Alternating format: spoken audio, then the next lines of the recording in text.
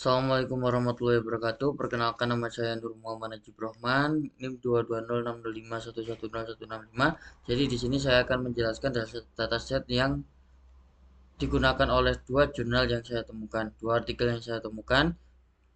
Untuk artikel yang pertama adalah An Exploration of Clustering Algorithm for Customer Segmentation in the UK Retail Market. Untuk yang kedua adalah jurnal yang kedua atau paper yang kedua adalah Customer Segmentation through RFM Analysis and K-means Clustering, Leveraging Data-Driven Insight for Effective Market Strategy. Jadi di sini untuk dataset dari dua jurnal yang digunakan itu adalah online retail dari UC Machine Learning Repository. Jadi untuk datasetnya sendiri terdiri dari 8 kolom utama yang masing-masing memiliki peran penting dalam analisis data. Yang pertama adalah invoice number, stock code, description, quantity, invoice date, unit price, customer ID, and country. Jadi di sini invoice number itu yaitu nomor unik yang digunakan untuk mengidentifikasi setiap transaksi. Setiap kali pelanggan melakukan pembelian, transaksi tersebut tercatat dengan nomor faktur yang berbeda. Yang kedua adalah stock code, yaitu kode unik yang diberikan untuk setiap produk yang dijual. Yang ketiga adalah description. Deskripsi tersebut adalah deskripsi singkat dari produk yang akan dibeli. Untuk quantity adalah jumlah unit produk yang dibeli dalam satu kali transaksi. Dan untuk invoice date, yaitu waktu ketika transaksi dilakukan yang mencakup tanggal dan jam pembelian. Dan kemudian ada unit price, yaitu harga per unit dari setiap produk. Ini harga per unit dari setiap produk. Yang ketujuh adalah Customer ID, yaitu identifikasi unik untuk setiap pelanggan yang akan melakukan transaksi. Dan yang ke-8 adalah country, yaitu asal negara pelanggan tersebut. Kemudian, dataset ini menawarkan banyak kemungkinan analisis yang bisa diterapkan untuk mendapatkan wawasan yang lebih dalam. Contohnya adalah yang dilakukan oleh jurnal kedua, yaitu analisis RFM dan analisis K-means. Jadi analisis RFM sendiri itu adalah teknik yang digunakan untuk mengelompokkan pelanggan berdasarkan resensi, yaitu kapan terakhir mereka bertransaksi, frekuensi, seberapa sering mereka berbelanja, dan monetary, berapa banyak yang mereka belanjakan. Kemudian ada juga analisis K-means clustering untuk segmentasi pelanggan, yaitu juga bisa menggunakan dataset ini karena K-means clustering dapat digunakan untuk mengelompokkan pelanggan ke dalam beberapa segmen berdasarkan pola pembelian mereka. Dengan teknik ini, kita dapat mengidentifikasi kelompok pelanggan yang memiliki karakteristik serupa. Seperti itu. Untuk identifikasinya, yaitu produk teralis dan produk kurang populer. Dengan menganalisis kolom quantity dan stock code. Dan kemudian juga dataset ini juga digunakan untuk analisis performa pasar berdasarkan negara. Dengan cara melihat data country yang kita dapat untuk mengetahui negara mana pelanggan terbanyak berasal. Jadi, dataset ini memberikan banyak informasi yang sangat berharga untuk bisnis retail. Dengan analisis yang tepat, kita dapat memahami perilaku pelanggan, mengidentifikasikan peluang pertumbuhan, dan merancang strategi promosi yang lebih efektif. Kemudian, untuk selanjutnya akan dijelaskan oleh teman saya. Terima kasih. Wassalamualaikum warahmatullahi wabarakatuh.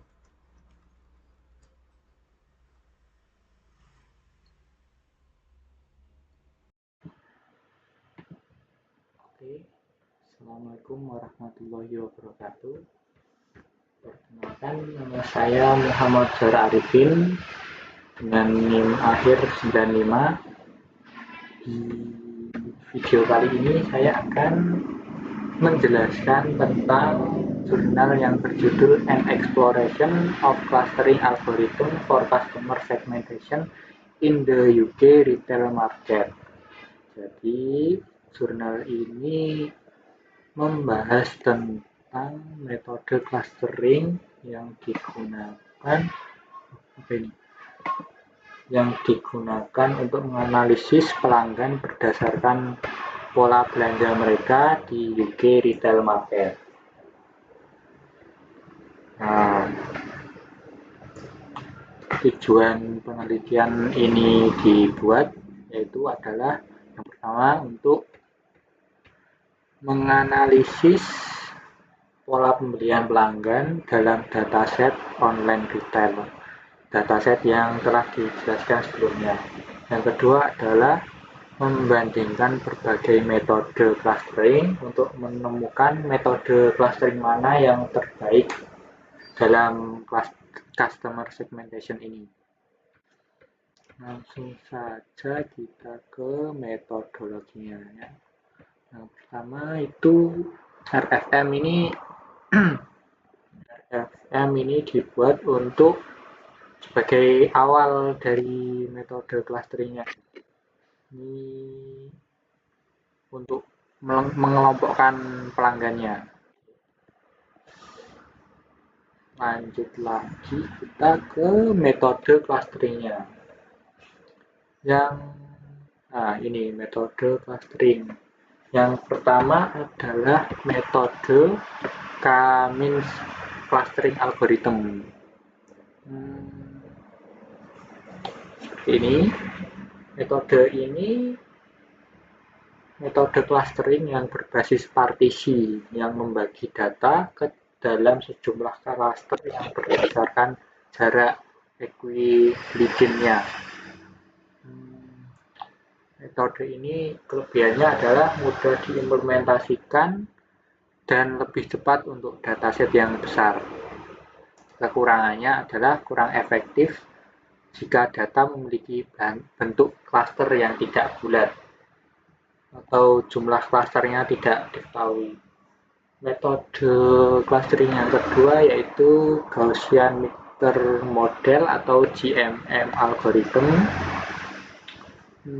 Metode ini dijelaskan ini adalah metode yang sangat powerful untuk identifikasi. Berbeda dengan K-means, ini metode GMM ini berbasis probabilistik sehingga dapat menangani klaster dengan bentuk yang lebih kompleks lagi. Kelebihannya adalah lebih fleksibel dalam menangani klaster dengan bentuk yang berbeda. Serta kekurangannya adalah lebih lambat dibanding K-means dan memerlukan estimasi untuk pendistribusian data. Lanjut kita ke DB-scan algorithm, ini masuk metode clustering yang ketiga ya. Metode ini berbasis kepadatan yang tidak dapat menemukan klaster dengan bentuk tak beraturan dan mengabaikan noise. Kelebihan dari metode ini adalah cocok untuk dataset yang tidak memiliki distribusi yang seragam. Kekurangannya adalah sensitif terhadap parameter epsilon yang menentukan jarak maksimum untuk mengelompokkan titik data. Lanjut kita ke metode clustering yang terakhir yaitu metode bridge algorithm.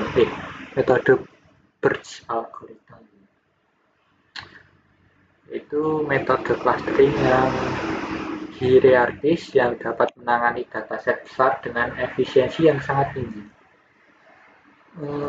Ini dataset clusteringnya menggunakan pohon CFT3 ya. Ini kelebihannya menggunakan struktur pohon CFT untuk menyimpan data sehingga lebih cepat dalam proses clustering. Kelebihannya adalah cocok untuk dataset besar dengan efisiensi waktu dan memori yang baik. Namun kekurangannya adalah kurang fleksibel dibanding metode DB-scan tadi. Kita lanjut ke experimental setup. Ini flowchart untuk clusteringnya. Ini online data retail yang telah dijelaskan tadi. Lanjut sampai selesai.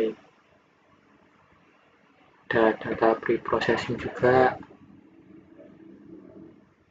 ada model evaluation. Nah, kita lanjut ke hasilnya.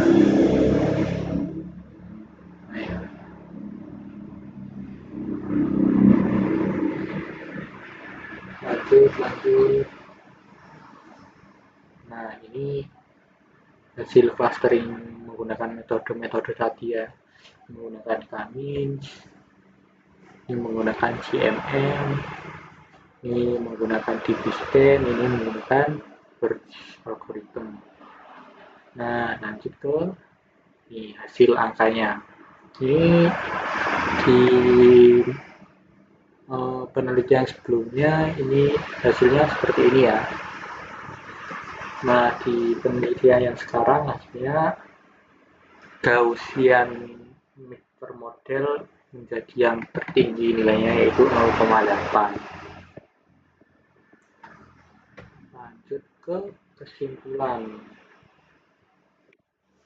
Kesimpulannya adalah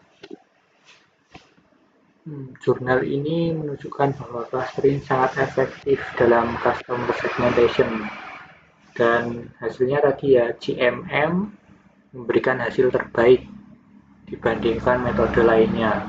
Dengan hasil ini, perusahaan dapat menganalisis pelanggan secara lebih akurat dan menerapkan strategi pemasaran berbasis data. Setelah ini kita lanjut ke jurnal yang kedua yang lebih dalam lagi dalam membahas penerapan metode clustering Cummins. Cukup sekian dari saya, kurang lebihnya mohon maaf. Wassalamualaikum warahmatullahi wabarakatuh.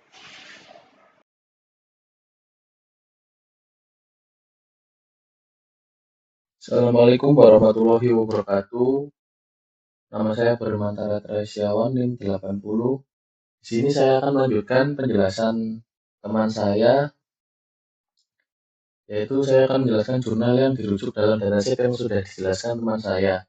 Nah, jurnal yang merujuk dataset yaitu Customer Segmentation Through RFM Analysis and K-means Clustering, Leveraging Data-Driven Insight for Effective Marketing Strategy, yang dibuat oleh Oluwatobino Akande, Emmanuel Oluwatobiasani, dan Basement Tobechukwu Daudare.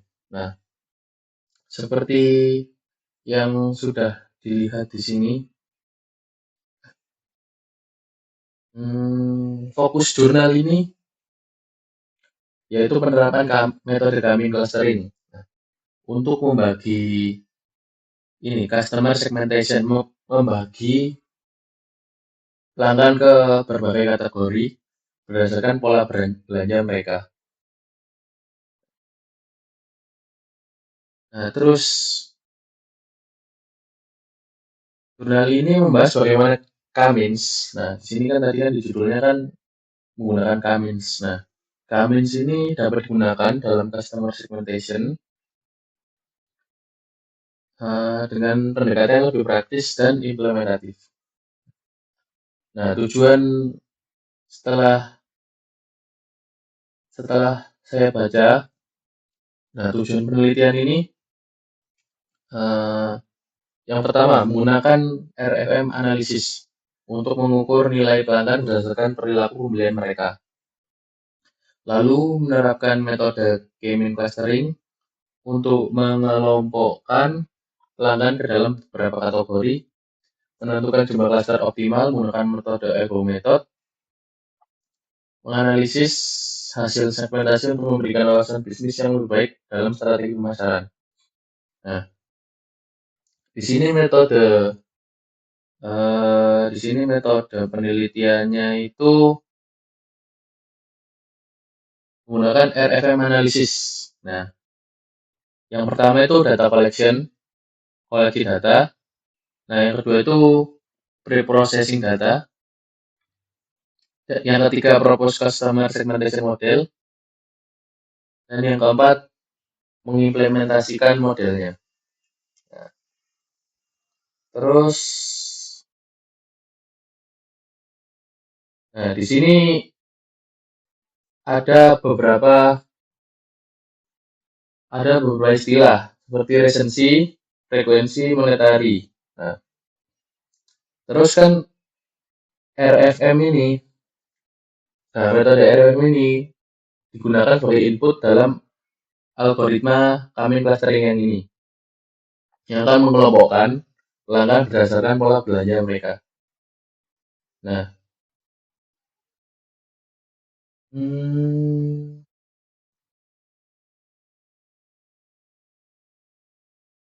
nah di sini jurnal jurnal Kamin ini, jurnal ini mengimplementasikan Kamin untuk mendapatkan nilai untuk mendapatkan nilai pelanggan membagi pelanggan menjadi kategori 5 kategori utama. Yang pertama itu platinum.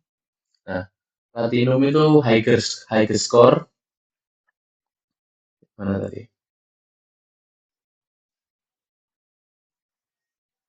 Platinum itu high score. Gold itu pelanggan dengan pembelian reguler tapi sedikit kurang aktif dibanding platinum. Silver itu pelanggan rata-rata. Bronze itu pelanggan dengan pembelian yang jarang. Dan red pelanggan yang hampir tidak pernah melakukan pembelian lagi atau sudah lama tidak aktif. Nah, di jurnal ini juga menggunakan elbow method. Apa itu elbow method? Elbow method adalah sebuah teknik yang menghitung nilai inersia atau within cluster sum of square untuk berbagi jumlah cluster. Nah, grafik dari elbow method ini menunjukkan siku. Titik siku atau titik siku atau titik di mana penurunan WCSS mulai melambat secara signifikan. Nah, seperti ini. Nah, titik ini menunjukkan jumlah cluster optimal untuk model Kamins. Sekarang kita coba. Nah, ini. Pemberian dan preprocessing dataset. Nah, yang harus dilakukan sebelum menerapkan ke model K-means, yaitu yang pertama menghapus data duplikat. Terus kolom invoice date yang ada di dataset itu diformat ulang untuk mempermudah perhitungan resensi. Lalu setelah itu kita akan melakukan normalisasi data. Nah, setelah itu data akan diproses. Nah, result.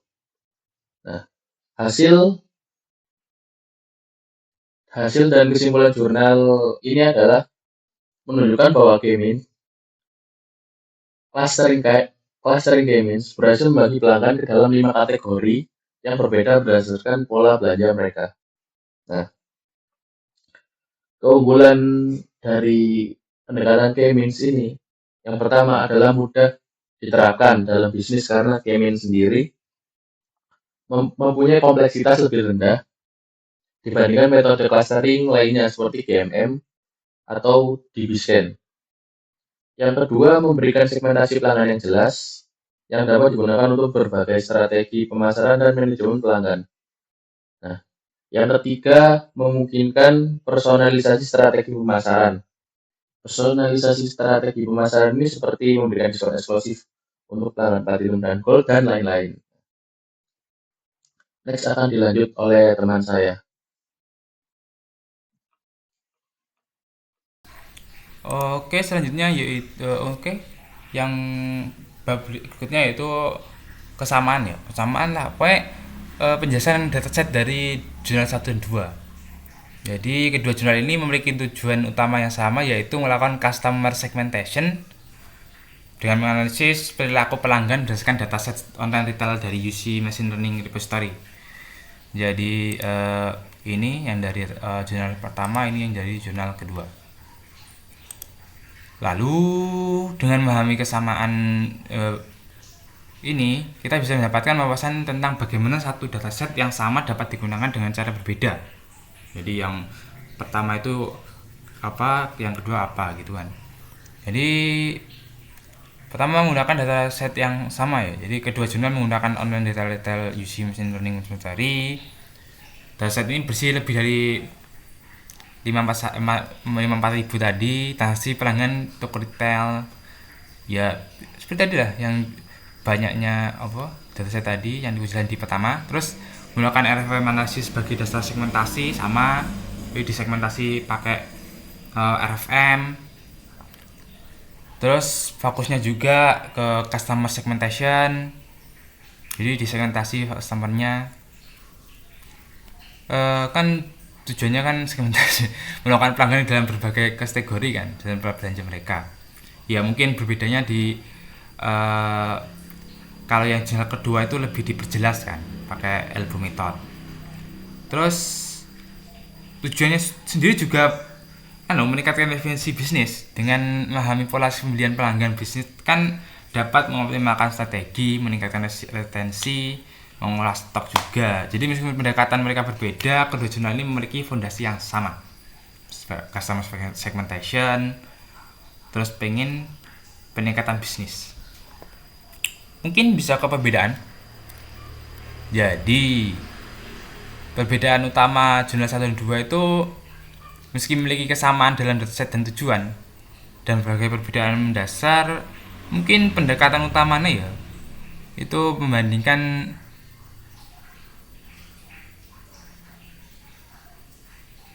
gimana sih?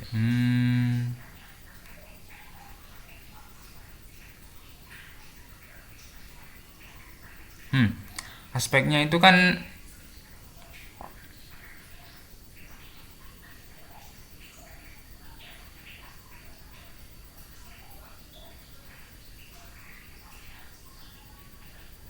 gimana sih? Nah, kita lihat ke ini bedanya. Jadi perbedaannya sendiri itu pendekatan utama nih itu jurnal 1 membandingkan berbagai metode clustering. Kalau jurnal 2 fokus ke Kamis tapi dijelasin pakai elbow method. Terus algoritma clusteringnya itu jurnal pertama ada 4 banyak itu GMM, Kamis, Davis, Cambridge. Jurnal kedua hanya menggunakan Kamis. Nah tujuannya menganalisis metode clustering mana yang paling efektif kan. Kalau jurnal kedua mengimplementasikan Kamis untuk membagi pelanggan ke dalam 5 kategori. Ya kayak gold, platinum tadi. Hasil utamanya itu metode mana sih algoritma mana sih yang paling bagus? Kayak yang pertama kan yang jurnal pertama kan metode mana yang bagus. Yang kedua kan Kamisnya berhasil melengkapi pelanggan. Kategori pelanggannya juga beda kan, tidak spesifik kan. Karena banyak tadi nggak spesifik. Kalau di jurnal 2 spesifik ke 5 yaitu platinum, gold, silver. Jurnal platinum, gold, silver ya kan. Ini pokoknya. Terus analisis penelitian ya, jurnal 1 menemukan bahwa GMM adalah metode terbaik untuk customer segmentasi dibanding metode lain. Tapi jurnal 2 hanya menggunakan Kamis clustering tetapi memberikan kategori pelanggan yang lebih jelas sih. Jadi nggak pakai metode paling bagus tapi hasilnya yang dicari. Dari perbandingan ini bisa dilihat bahwa satu dataset yang sama dapat digunakan dengan pendekatan yang berbeda untuk mendapatkan hasil bervariasi. Jika ingin mendapatkan hasil clustering yang paling akurat, maka pendekatan yang digunakan dalam jurnal 1 dengan GMM adalah pilihan terbaik. Tapi jika kita ingin menggunakan metode yang lebih sederhana dan praktis, maka pendekatan dalam jurnal 2 dengan Kamis bisa menjadi solusi yang lebih aplikatif. Kedua studi ini memberikan wawasan yang berharga bagi bisnis yang ingin menerapkan customer segmentasi berbasis data ya.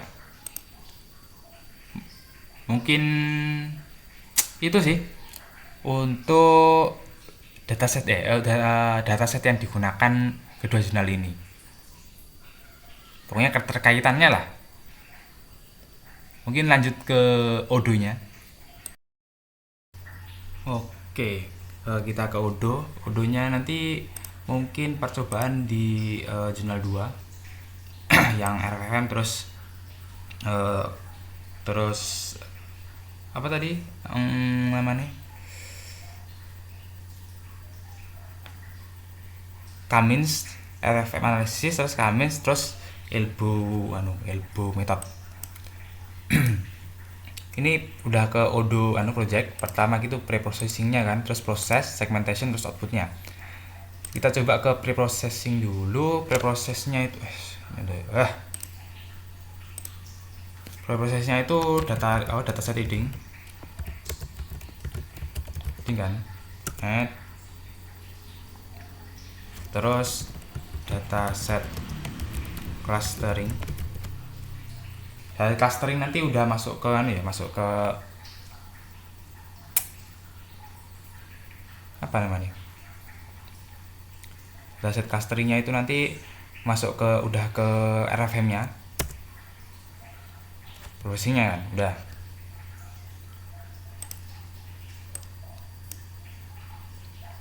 Terus di prosesnya nanti gimana, terus Kamian algo. Nah terus elbow method. Ya, segmentasinya nanti kan dah dari Kamian algoritma, terus elbow method, terus segmentationnya nanti kan ada kan, segmentasinya nanti tier, customer tier.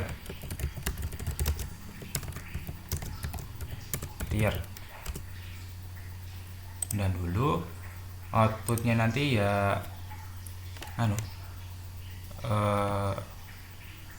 hadiah lah, apa ya, price, customer price, customer price. Nah, dataset readingnya nanti kan pas awalnya kan gini ya, datasnya dibaca dulu, terus diproses kan pakai RFM-nya itu sendiri kan. Lihat apa namanya, tadi RFM tadi kan lihat banyaknya pelanggan melakukan transaksi, terus frekuensi transaksi, terus uangnya kan, banyak uang yang dikeluarkan. Jadi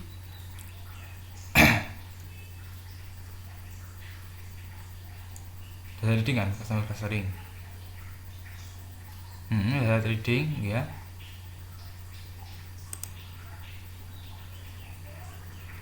Ini data reading kan. Misal udah selesai kan, kalau di sini done, ini izinnya keluar kan. Ya kalau in progress nanti gini. Coba di approve dulu. Nanti di listnya masih gitu, di chartnya chartnya nanti gini, clusteringnya, preprocessingnya, coba gini lagi. Nah,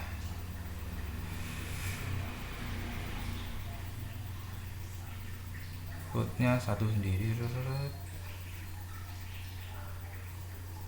Ini masih mencoba sih, masih agak bingung sih ininya. Jadi dataset reading udah selesai nih, udah lanjut ke dataset clustering. Misal change request kan, jadi nanti yang dari projectnya nanti masih perlu perbaikan sampai didapatkan approve. Nah terus proses Kamian algoritma, jadi di cluster kan, jadi Kamian algoritma nanti yang di dasar clusternya nanti RFM ya, ini RFM kan. Jadi diambil frekuensi pembeliannya, banyak pelanggan melakukan pembelian, terus keuangannya dari pelanggan. Terus Kamian algoritma nanti dilihat dari clustering nanti mereka ini gimana sih, lebih banyak lah. Kalau lebih banyak nanti mereka dapat tier-tiernya tadi yang kayak bronze, silver, free tadi kan. Nah elbow methodnya nanti sama, dapat brown sama apa sampai bednya tadi kan. Nah customer tiernya di tier di sini ini dapatin dilihat kan, Kamian algo detailkan di games algo sama elbow method kan di apa detailkan kan dari platinum sampai bed, terus custom materialnya nanti didapatkan ditulis di sini. Nah, dari custom material ini nanti tiap customer dapat dapat apa? Dapat price. Jadi kalau bed ini sudah dapat price nanti. Jadi kalau misal dia approve juga gini kan, ton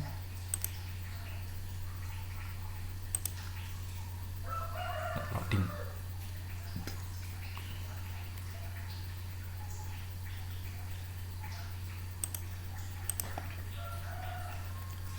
Jadi kalau dilihat di di chartnya nanti kan ini.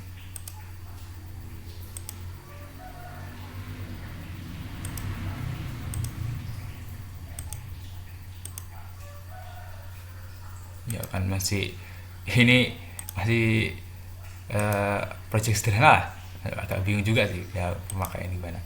Terus bisa di down kalau misal selesai terus down. Nah, dapatlah data nih.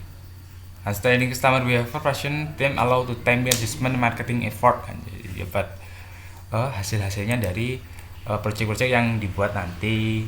Jadi kan kita harus melihat dataset dulu, clustering, terus clustering nanti ini RFM kan, terus algoritma Pak Kamins, terus elbow method, terus customer tier-nya jadi platinum sampai B, terus customer price-nya mengikuti customer tier-nya.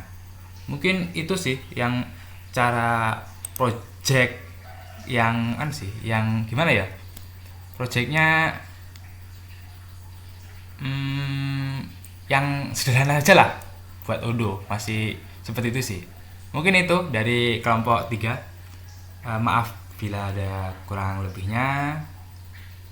Terima kasih. Wassalamualaikum warahmatullahi wabarakatuh.